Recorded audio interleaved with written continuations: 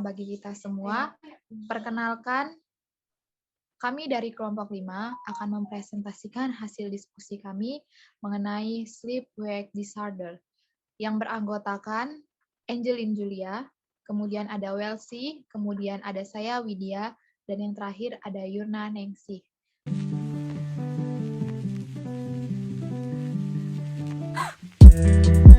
Baiklah, untuk penyampaian materi pertama akan dibacakan oleh Angelin Julia. Kepada Angel, saya persilahkan. Baiklah, terima kasih Widya. Saya akan membacakan. Tidur merupakan salah satu kebutuhan dasar manusia. Kebutuhan tidur untuk semua umur berbeda. Tidur merupakan keadaan berkurangnya tanggapan dan interaksi dengan lingkungan yang bersifat reversibel atau reaksi kimia yang berlangsung dua arah dan berlangsung cepat. Tidur berperan besar bagi perkembangan dan perbaikan sel-sel otak dan kurang lebih 7-5% hormon tubuh diproduksi. Tidur tidak dapat diartikan sebagai manifestasi proses deaktivasi susunan saraf pusat. Jadi, seseorang yang tertidur bukannya karena susunan sarafnya tidak aktif, melainkan sedang bergiat. Tidak ada manusia baik anak-anak, remaja, orang dewasa tanpa tidak pernah mengalami gangguan tidur. Gangguan tidur dapat terjadi dengan manifestasi kesulitan pada saat mulai tidur, mempertahankan tidur, atau gangguan yang berhubungan dengan pernapasan. Penyebab gangguan tidur dapat bersifat internal maupun eksternal. Faktor lingkungan dapat mempengaruhi kualitas tidur. Secara garis besar, ada dua gangguan tidur, yaitu disomnia dan parasomnia. Pada disomnia, gangguan terutama dalam kualitas, waktu, atau lamanya tidur, atau sleep refusal, dan night walking. Sebaliknya, pada parasomnia, gangguan yang utama adalah adanya kejadian bersifat abnormal yang terjadi selama tidur, seperti night terrorist, nightmare, somnambulism atau sleepwalking, dan sleep talking. Somnambulis atau tidur berjalan. My wife's sleepwalking is getting out of control. Sometimes she wakes up in the bathroom or her ex-boyfriend's house. So we went to see a doctor, but she wasn't very helpful. She was like, "I'm just the dentist, blah blah blah." I noticed a really creepy pattern. She would sleepwalk almost every night at 3 a.m. and her footpath every night was identical, covering almost the whole house. So one night I woke up at 3 a.m. while she was sleepwalking, and I gave her a broom. Berjalan sambil tidur atau somnambulism adalah penyakit yang ditandai dengan gerakan berjalan pada saat tidur. Si penderita mungkin juga dapat terlibat dalam kegiatan-kegiatan yang lain, seperti berbicara atau makan pada saat tidur. Berjalan sambil tidur khususnya dapat terjadi pada saat tidur yang terlalu nyenyak. Diagnosis somnambulism atau tidur berjalan secara umum. Somnambulism atau sering terjadi pada anak besar atau remaja antara umur 5-7 tahun, dan sering dijumpai riwayat keluarga yang dengan gangguan serupa. Anak bangun dari tempat tidur lalu berjalan, naik tangga atau ke kamar mandi dengan mata terbuka, bahkan sampai keluar rumah yang dapat membahayakan hidupnya. Ia tidak dapat menjawab pertanyaan. Kejadian ini terjadi selama periode tidur non-REM atau fase sedang atau dalam. Pada anak tidur berjalan ini berhubungan dengan night terror dan ngompol.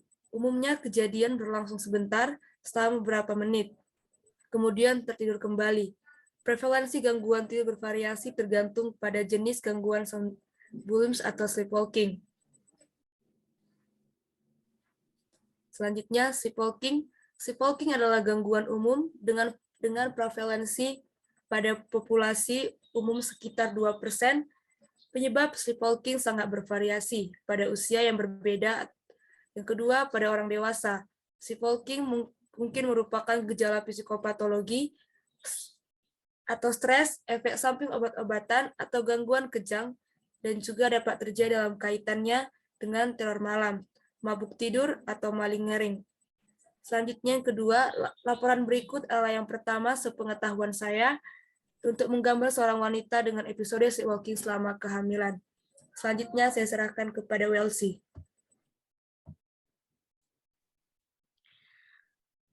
Gejala atau tanda seseorang yang mengalami sleepwalk atau gangguan tidur berjalan sebagai berikut. 1. Tidur berjalan di malam hari. 2. Sering mengantuk di siang hari. 3. Ada riwayat cedera. 4. Gangguan memori. 5. Riwayat keluarga. 6. Semua faktor yang memicu. 7. Karena pengobatan atau efek samping obat-obatan dan lain-lain. Pengobatan untuk sleepwalking. Pengobatan mungkin perlu Anda lakukan jika terdapat konsekuensi negatif dari gangguan tidur ini, seperti risiko cedera, malu, atau mengganggu orang lain. Pengobatan dari sleepwalking ini dapat meliputi 1. Bangun dengan antisipasi. Membangunkan orang yang mengalami gangguan tidur ini 15 menit sebelum waktu tidur berjalan terjadi, kemudian biarkan bangun selama 5 menit sebelum tidur kembali. 2. Ganti pengobatan. Beberapa obat seperti benzodiazepin atau antidepresan dapat berjalan memicu tidur sehingga perlu konsultasi ke dokter untuk menggantinya. 3. Terapi. Dokter mungkin juga akan meningkatkan kualitas tidur, merekomendasikan untuk membantu kualitas tidur. Selanjutnya, pencegahan sleepwalking. Tidak ada cara khusus untuk mencegah sleepwalking, namun beberapa tips berikut dapat meminimalisasi risiko tersebut. Seperti 1. Terapkan sleep hygiene agar Anda tidak kurang tidur. 2. Tahu caranya mengatasi stres, contoh dengan meditasi atau latihan relaksasi agar tidur dapat nyenyak. 3. Berhenti merokok dan minum alkohol menjelang tidur. Yang terakhir, studi kasus. Ketika masih kanak-kanak mengalami gangguan tidur. Dari studi kasus tersebut, disarankan peningkatan ilmu pengetahuan studi kasus yang terkait dengan kelainan tidur berjalan yang terjadi pada perempuan hamil, tapi sangat kecil kemungkinan terjadi. Oleh karena itu, penelitian oleh Richard M. Berlin hanya menemukan 3 subjek. Pada ketiga subjek di saat fase terakhir studi terdapat perilaku tidak konsisten. Studi kasus oleh merupakan studi pertama yang mempelajari tidur berjalan pada wanita hamil, walaupun terdapat limitasi atau hanya 3 subjek.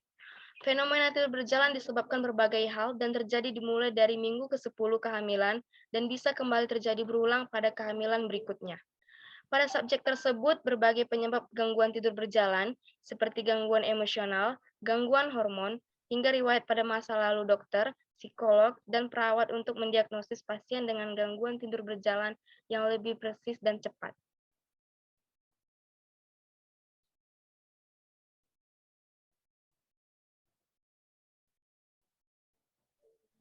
Demikianlah presentasi kami kali ini. Apabila ada kesalahan kata, kami mohon maaf. Kami akhiri, selamat siang.